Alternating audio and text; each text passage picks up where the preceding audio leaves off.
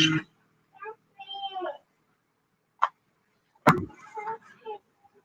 morning, everyone. I'd like to welcome you to our Mishna learning, which we do every morning. Currently, we are learning Ethics of the Fathers, Mishna of Avos, which discusses about character traits, and we are just waiting for a couple of people to join us before we make a start. Okay, so in the meantime, let's get ready the names of those that we are dedicating our learning. As we say every day, we're dedicating our learning in the place of Kaddish, in memory of our loved ones. Today's learning is dedicated to memory of Leah bas Feivel, Sivia bas Mordechai, Abram ben David Slavin, Shlomo ben Yisrael Morris, Eliezer ben Shmuel Teret, Eliezer Shalom ben Avram Shmuel Beres, Zipporah Feigeler bas Reuven Baruch, Shalom ben Eli ben bas Feivel, from Shoshana bas Yaakov Shmuel, as well as those that have Yortzeit today, Feiger bas Moshe HaKohen, Shalom ben Chaim, Liba Esther bas Menachem Mendel, Chaya bas Yishayahu. We wish each and every one of them and we wish them, their families, long life and only simchas in the years ahead. So let's start with our Mishnah today. Thank you. Well, lovely to see so many people are joining us. Good morning to you all. I can't mention everyone by name, there's far too many, but we do welcome each and every one of you. We value your input and your joining us, which keeps us all going in this difficult period. We hope that you will join us tonight for what should be an absolutely fascinating discussion and conversation with faith leaders in view of the current situation. That's at 8 p.m. on Facebook, and it is on Zoom. Okay, so we were up to Mishnah relating to Shmaya and Naphtalion. Shmaya and Naphtalion were famous, I guess, most, despite being exceptionally great, the greatest sages of their time, because they were the teachers of the great Hillel and Shammai. And they said as follows: Shma v'Avtalion kiblu mehem. So Shmaya oimer eher v'samalocha asna es rabbonos. So the first statement, and don't leave until I have finished discussing this, otherwise you'll get the wrong end of the stick.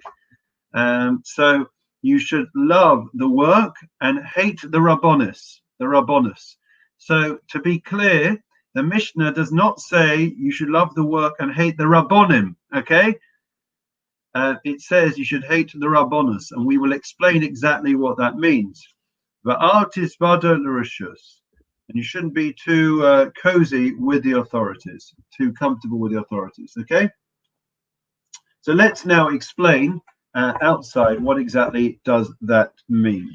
So a bit of background, and it goes back to what we have discussed previously. Friends, good morning, lovely to see so many people joining us. Very quickly, since I haven't done it for a while, I'll run through who I think is here: Powell, Caroline, Neil, Eitan, Richard, David, Andrea, Rachel, Michelle, David, Peter, Simon, and Anthony. So far, welcome to each and every one of you. It's so special to have you learn with us. It's such a schus, such a merit for our loved ones that we continue to learn, but it's also as important, if not more important, than actually praying every day. And Mervyn, who just joined us.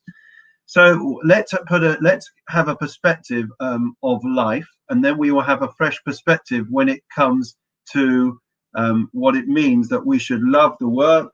The statement was that we should love the work and we should hate rabbonos. Okay, so loving the work, what does that mean?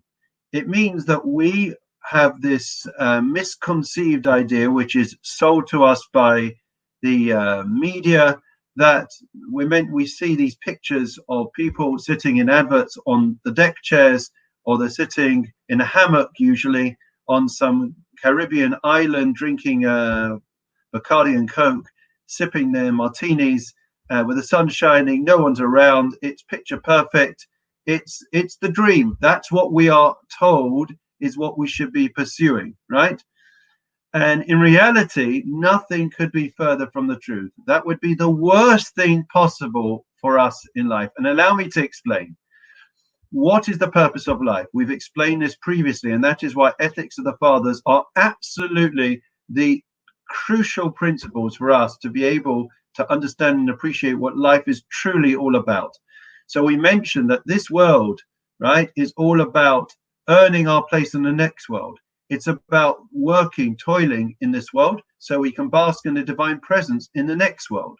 Now, when we understand how that works, then we will understand that work actually is something that we should embrace rather than run away from. What do I mean?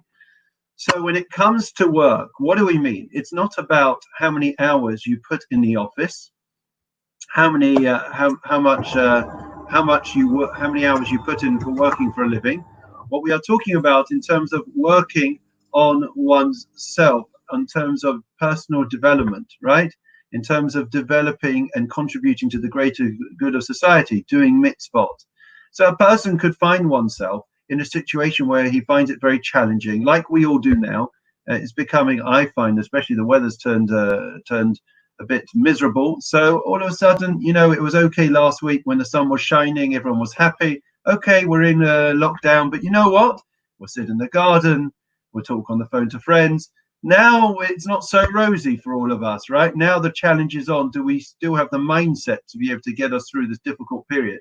And the point is that the work, it means that we are facing up to the challenges and ordeals in life, and we are able to overcome each and every one of them. And that's the way that we develop our character. If you watch the film about Usain Bolt and his development, his coach put him through the most grueling, as all the competitors, put them through the most grueling training program, right, which he hated. But ultimately, he recognized that overcoming those ordeals and those challenges made him the great Usain Bolt. And so it is with us. If we want to accomplish and to achieve in this world and not to remain as grown-up children, then we have to recognize that we are going to face challenges in life.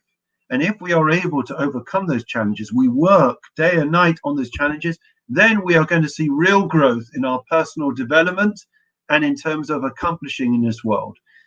Jacob, our forefather, found himself in a challenging situation. He found himself firstly with Esau, that tension and conflict with his brother.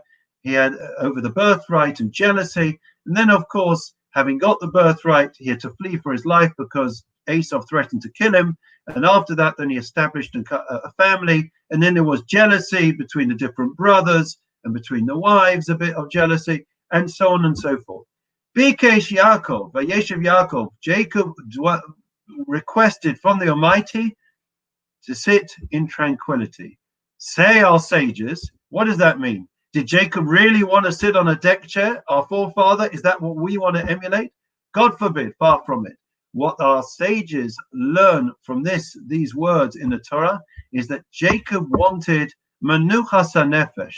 He wanted to have a peace of mind without the ordeals, without the headaches of life. Just when we sit down and we want to be able to have the tranquility, the calmness to be able to do what we want to do, to get on with life without the hassles and headaches, something else comes our way, right?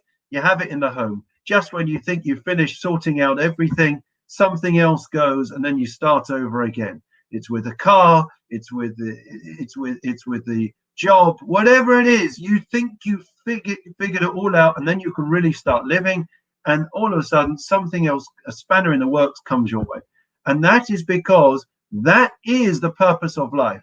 That's why God threw Jacob more challenges. Because if you want to grow, you have to face obstacles. You have to face challenges. You have to be like a great athlete that is prepared to push himself, not just to rest on his laurels. And that is the mindset that we need to have. And that is what it means in the Mishna. What's the next statement? Of course, we have to love the work, face up to the challenges. We have to be afraid and fear being in a position of authority. Why? Because when we are not in a position of authority, then we are able to recognize our own frailties and failings. But when you find yourself in a position of power, a position of authority where people are bestowing honor on you, there's a real danger that power corrupts and that you will refuse to recognize your own failings, right? They say you can't teach an old dog new tricks. And that is the truth in life, that as we get older, it becomes much harder for us to have a young mindset and be prepared still to grow, to recognize and to hear from others. You know what? You need to improve in that area. You made a mistake over there. Perhaps you shouldn't have spoken so harshly to that person. Maybe a bit more patience. Very difficult for us to take on those lessons as we move on further in life. And that's the point. Isnas Rabbonos doesn't mean to hate the positions of authority. It doesn't mean that we hate Rabbonim. It means Rabbonis represents the positions of authority, right? They tell the story of Pesach Frank, Rasu Pesach Frank, the great chief rabbi of Jerusalem for decades. And yet when they came to appoint him, what was his approach? They said to him, we're in such a difficult situation in Jerusalem. There's no one in this position, and here are all the problems. Here are all the tzorahs. How do we deal with it? He says, I hear, but I don't know what you want from me. They says, we want you to be in the position of authority. We want you to take on the position of honor, being the chief rabbi of Jerusalem. He says, but I just told you, I don't know what you want from me.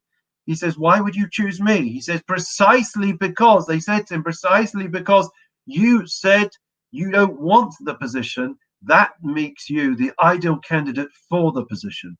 So eventually we have to fill the void. Of course, we have to take on the mantle of leadership.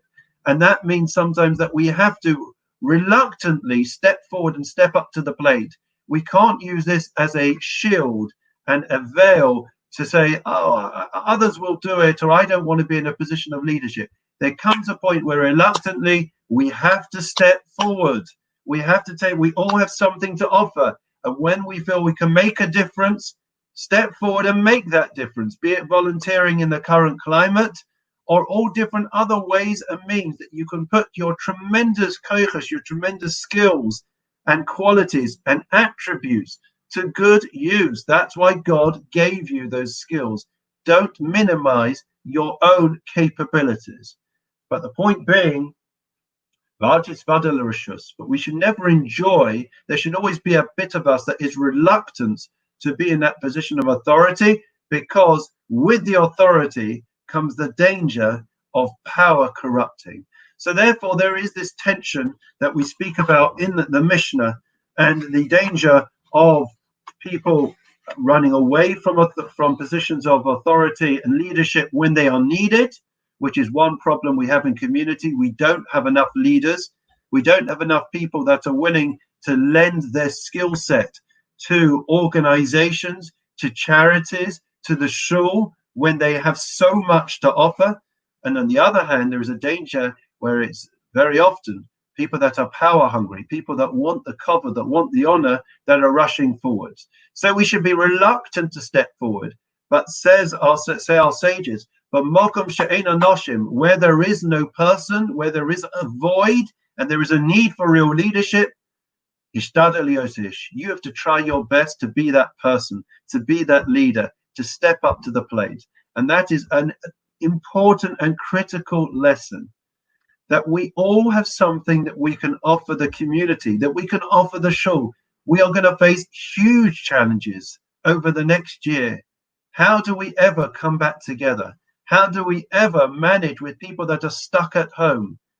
Rosh Hashanah, Yom Kippur, think ahead. Think about the challenges. We may be able-bodied and be able to come to shul. Think about other people. Maybe going around with a honey cake, maybe sending cards, maybe calling on someone, helping, volunteering. It would make such a difference.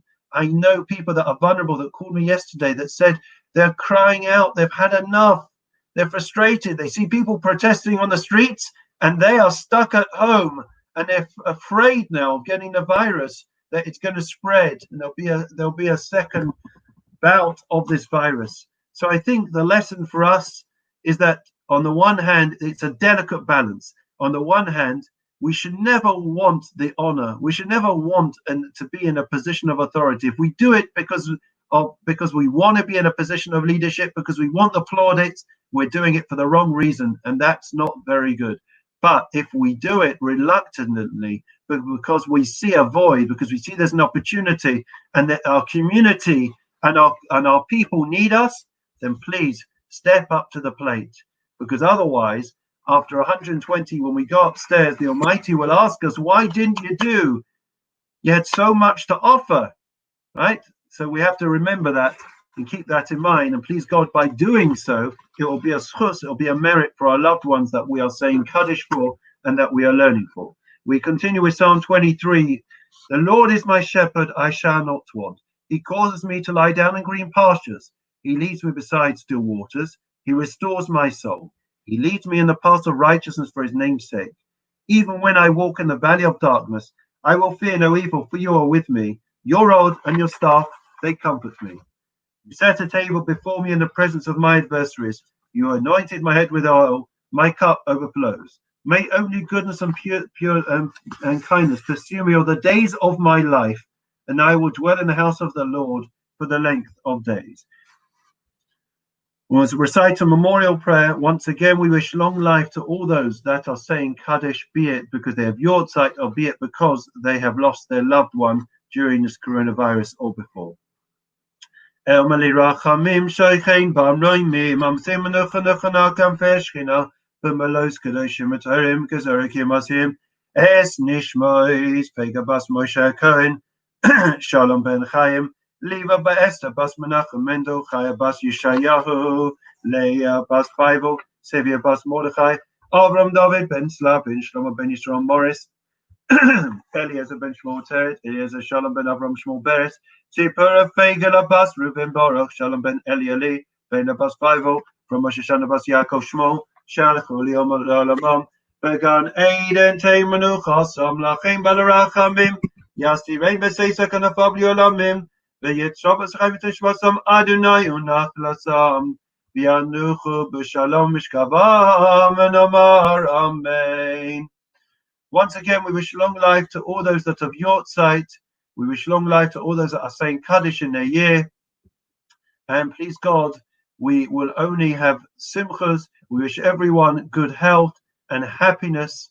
There will be a statement going out from the shul, from myself later today, that despite the news from the government that private prayer services can take place in churches and places of worship, we will not be coming back together until communal service is permissible, and therefore we will still err on the side of caution. We wish everyone well, keep safe, keep well, look after yourselves, and look forward to seeing you 8 o'clock tonight with other faith leaders, so that we are able to express and to share and to show solidarity with our neighbors in the current climate relating to the murder of George Floyd in America. Wishing everyone well. See you later.